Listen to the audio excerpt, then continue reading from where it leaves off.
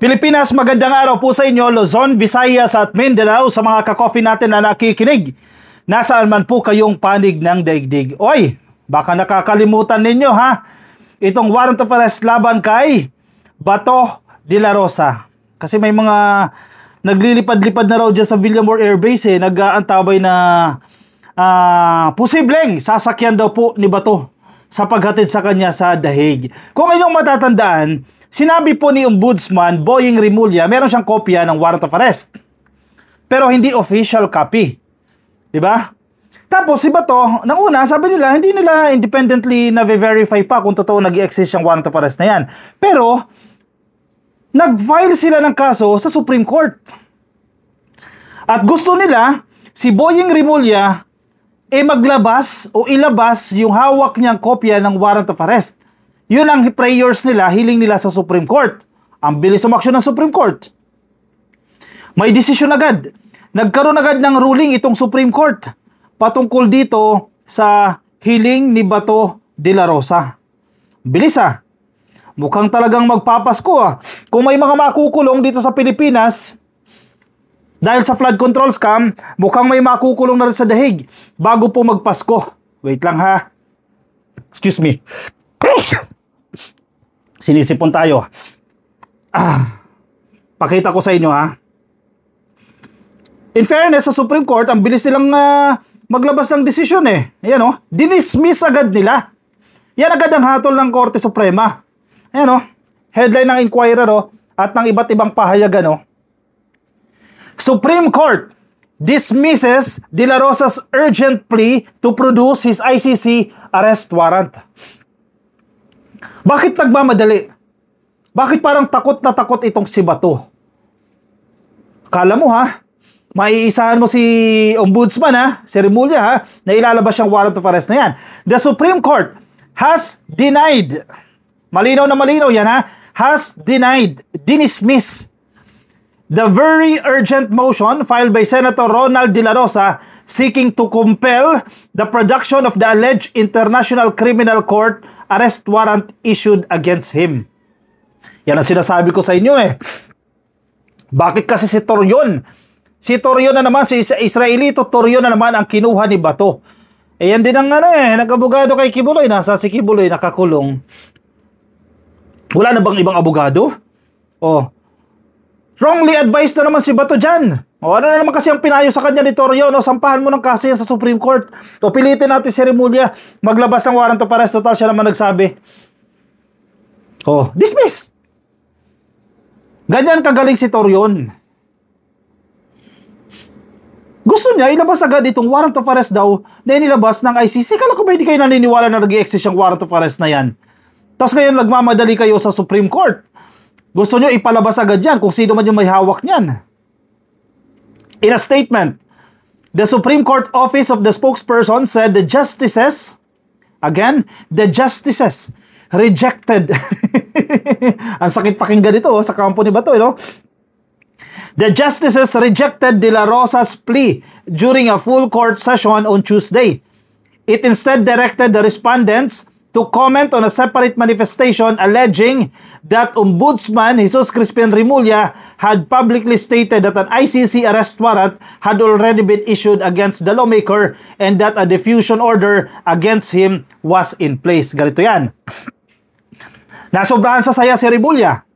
Na-announce niya sa isa pong media interview na nakita niya raw mismo yung warrant of arrest na yan.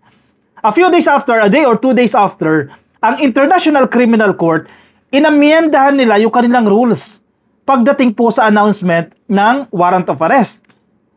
Sinasabi doon sa ICC na hindi pwede nang isa publiko, effective November 10, 2025. Hindi na pwedeng isa publiko kung may nag-i-exist na warrant of arrest against a certain individual, in this case si Bato de la Rosa. Therefore, wala nang way, unless independently or gamitin yung connection ni Bato, wala nang way para malaman ni Bato through media siguro or through announcement ng government officials na talaga nag-exist yung warrant of arrest. Sa madaling sabi, nangangapa sa dilim si Bato. Nangangapa siya sa dilim. hindi niya ma-verify unless nga gamitin niya yung kanyang, sabi niyang mga courses na pinag-aralan niya. Gamitin niya yan para ma-confirm niya na talaga nag-exist yung warrant of arrest na yan. Kung wala yan, wala talaga, nangangapa siya sa dilim. Kaya nga, ang isang resort sa kanya, hindi ko alam kung tama ba yung advice sa kanya ni Attorney sa Elito Torion, sulat sa Supreme Court, tapos ang Supreme Court uutusan si Remulla na sige, ilabas mo yung sinasabi mong warrant of arrest. Ang problema na, dismissed. Walang batayan. Kaya nga nabasura yan eh. De La Rosa's manifestation filed on November 13, ang bilis no? Also claimed that the Philippine government would surrender him to the ICC without undergoing extradition proceedings, and the Department of Justice had placed at least 3 witnesses under the Witness Protection Program at the ICC's request. Dahil nangangapa sa dilim si Bato, ang dami niya ng assumptions. Hindi mo na siya masisisi. Kung ikaw nasa kalagayan niya, ayan ang mga assumptions niya. Na hindi ako idadaan sa korte, na hindi ako idadaan sa extradition process, kasi nag-press con si DOJ. Ang sinasabi ng DOJ, dalawa yung option, surrender and extradition, and most likely, surrender yung mangyayari dahil mas mabilis po yung proseso na yan. So nag-assume na si Bato dyan na isusurrender siya ng gobyerno ng Pilipinas sa ICC without undergoing a proceeding sa local court na nakalagay daw po dyan sa extradition. Pero malinaw na mga law professors na po, mga eksperto na po sa batas ang nagsasabi na hindi naman po mag-a-apply itong extradition na to dahil ang extradition, meron pong requesting party na isang estado o na isang bansa. Malinaw naman na hindi naman estado ang ICC. Isa po itong criminal organization, hindi po yan estado. So, hindi siya pwede maging requesting party doon sa extradition process na yan. Ang isang paraan ay surrender. Isusurrender siya dahil isa siyang pugante. Hinahabol siya ng Interpol.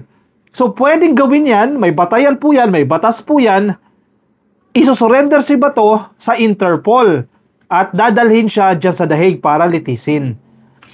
Yan ang kakahinat na nandyan ni Bato. Nagpatulong sa Supreme Court. And again, anong ginawa ng Supreme Court? Dismiss. Walang batayan yan. Sige.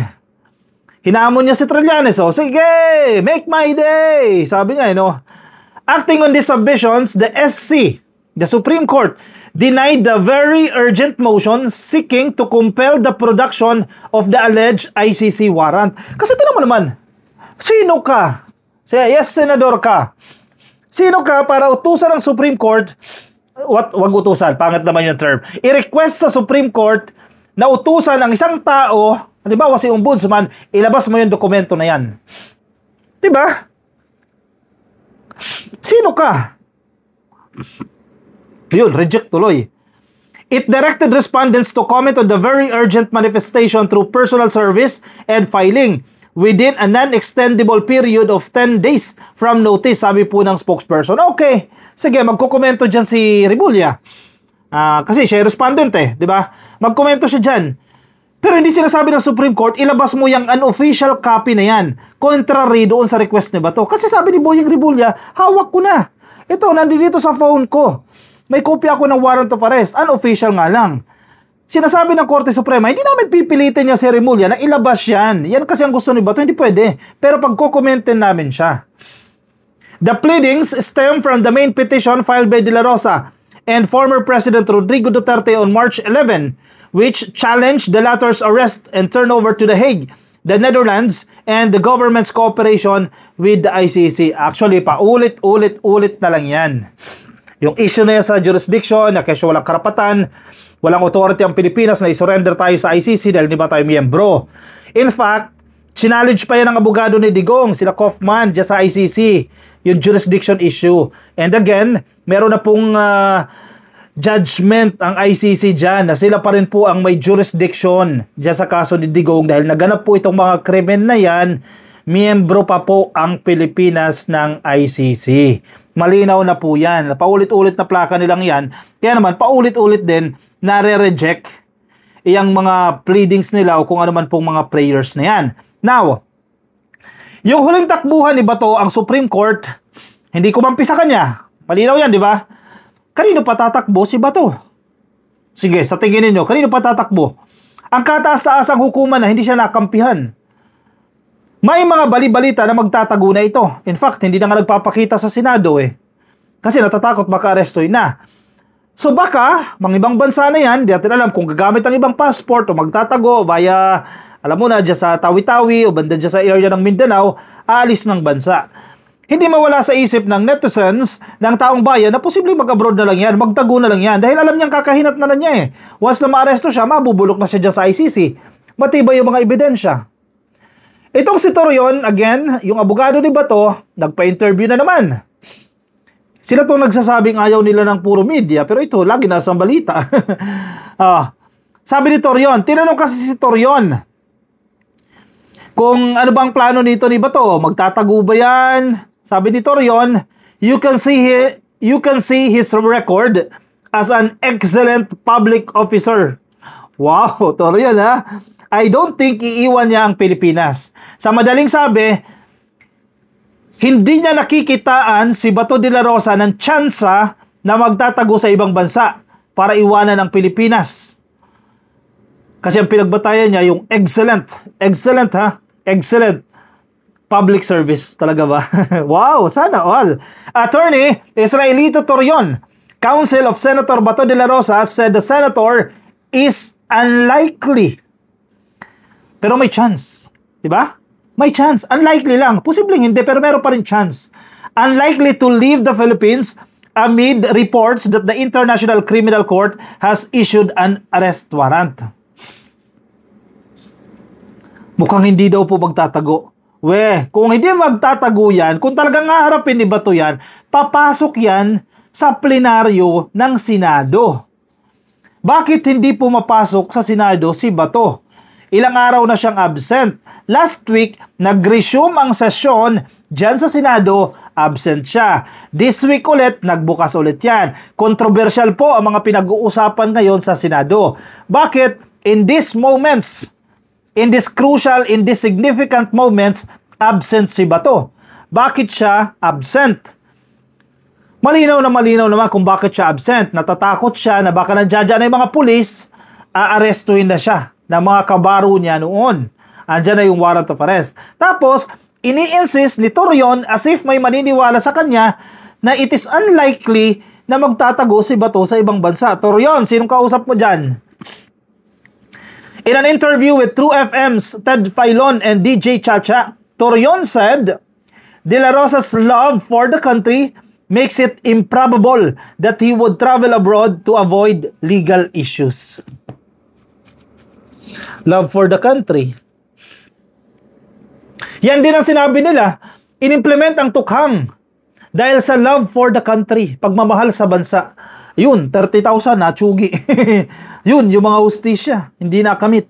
Dahil sa love for country, yan na naman, ginagamit nyo na naman yang love for the country, pagmamahal sa bansa. Kaya hindi raw po iiwanan ng bansa dahil mahal ni Bato ang bansa.